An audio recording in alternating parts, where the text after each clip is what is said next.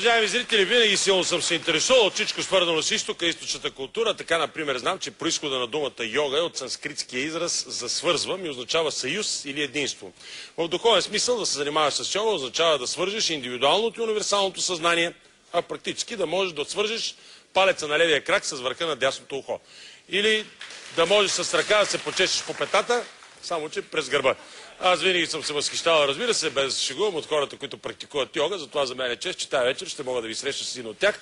Той е българин и единственият човек на Балканския полуостров, признат за Махатма в Индия. Представям ви Веселин Лучански. Здравей, добър вечер. Добър вечер. Седи. Да. Какво означава? Правилно ли го произнасям? Махатма или Махатма? Как е правилно? Махатма. Махатма. Велика душа. Велика душа означава. Маха означава на български голямо. Както махала, ние имаме български тази дума и тук направо бих казал едно мое така изследване. Прабългарите са носили йога в себе си. Това е много интересно, тъй като и в експедицията в Индия открихме много прабългарски следи, които се преплитат в йога. Много от термините в йога ги има в български език, докато в щата Махарашта, където учих йога, трябваше да обясняват какво е това юлар. Два вола в юлара. В български език тази дума съществува. Разбира се. Да. Добре, ти къде живееш сега? Торонто, Канада. Торонто, Канада? Да. Хубаво ли е там? Нормално. Нормално.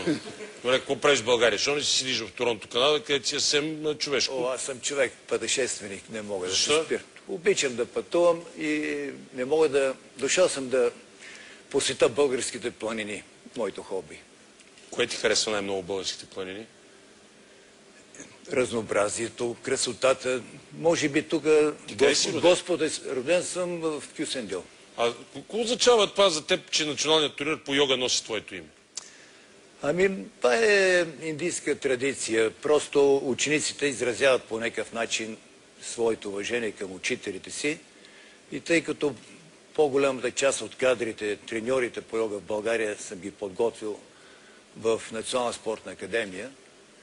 И може би това е една от причините, въпреки че малко е смущаващо, преживее да се прави турнир на твое име, но пък ние йогите пък не вярваме, че живота свършва със смъртта.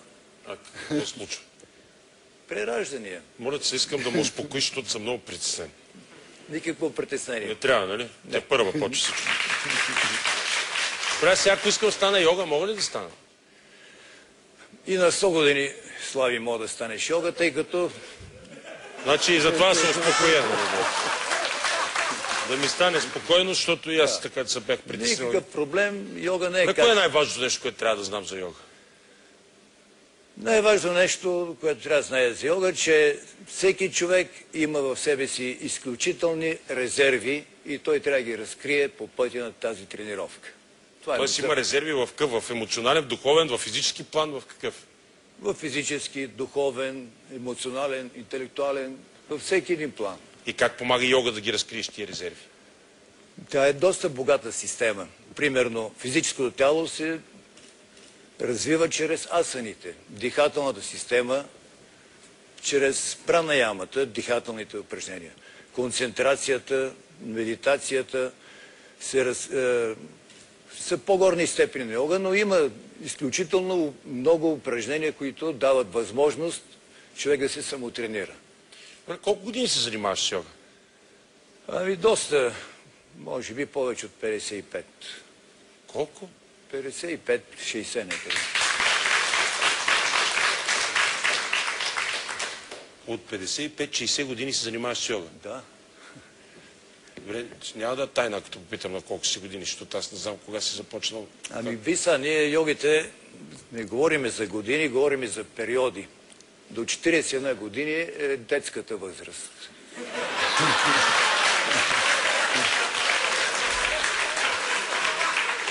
От 40... Ти се повече оптимизъм ми носиш днес. Слави, има време да пораснеш. Айде, бе, дай! После какво става? Не, имам преди детската възраст, кой идва? След това следва младежката от 40 до 64.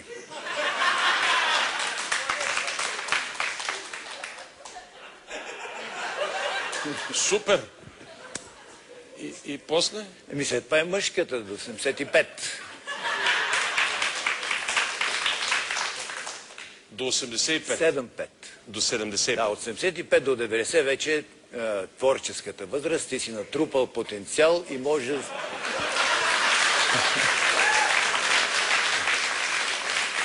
Господин Лучански, вие сте госта, който ме е заразил с най-много оптимизъм през целия ми живот. Не забравяй, че има нагоре още. Това е още по-хубаво. От 90 започва творческото дълголетие.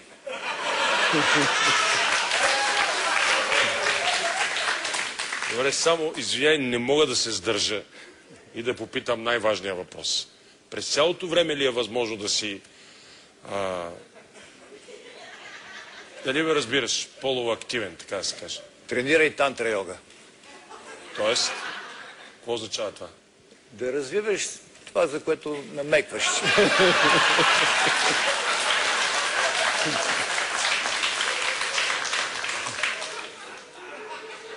Почвам от утре. От утре почвам, ще ми викат Слави тантрата. От утре. Имаш ти книга, имаш нещо написано или какво нещо да ми подариш? Какво е такъв този нож? Носиш ми нож ли? Какво е това? Тренировките почват от сега. Каква е тази тренировка? Ще се колим ли? Не. А какво е това? Концентрация. Концентрация? Ще демонстрираш концентрация?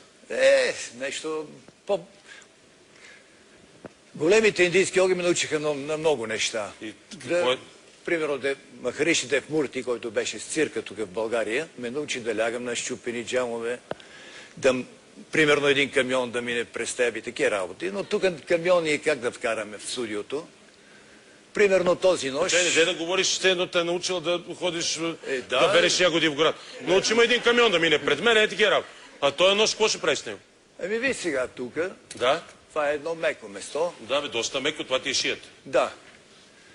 Прави се компресия на въздуха.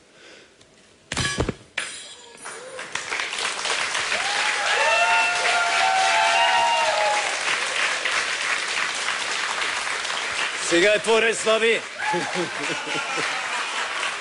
След тантрата и тук ще го щупя. Да. На дърво. Аз съм още младеж, така че още съм в детската възраст. Трябва да... Как ги правиш тия неща? Добре. Най-важното, кое е, което научи от йога? Най-важно. Мисля, той има най-различни учители. Примерно от Дев Мурти научих подобни неща. От Джоя Клемадори научих владеене на тялото. В Ришикеш, там бех в компанията на един 106 годишен йога. Вишватан. И той, даже имам хубав филм, това, което видях, 106 години той си играе с тялото. Мен ми беше удобно даже да стана до него. Такова развито тяло. Това е в творческа зрелост. Да, там некъде, по-нагоре даже.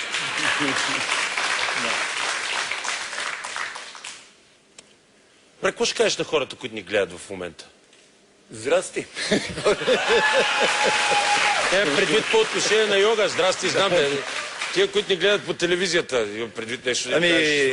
Какво? Мога да кажа, че йога дава голям оптимизъм. Тя е една система, която крие страхотни резерви за тренировка и за тонизиране на човешкото тяло. Редица хронически болести могат да бъдат успешно лекувани чрез йога, като дископатии, радикулити, астматични заболявания, така нататък. Болестта на 20 и 21 век, това е хиподинамият. Липса на движение. Много хора дишат повърхностно, затова си разболяват от плеврити и така нататък, защото не са тренирали целите си дробове. Ако упражняват пълно дълбоко дишане, по специална система сега, не е в момента, но утре, примерно, ще имам открит урок. Къде? На зала Триадица. Аз искам и да покана. Кажа, аз ще го обявя. Да. Ще бъде хубаво. Поканаме. Да, зала Триадица.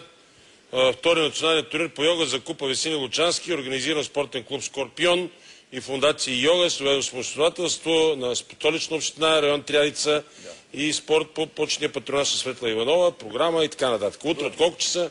4 юли 2009 година, зала Триадица. Така ли? Да. Така че... Уважаеми зрители, на гости ни беше един младеж, моя приятел Веселин Лучански.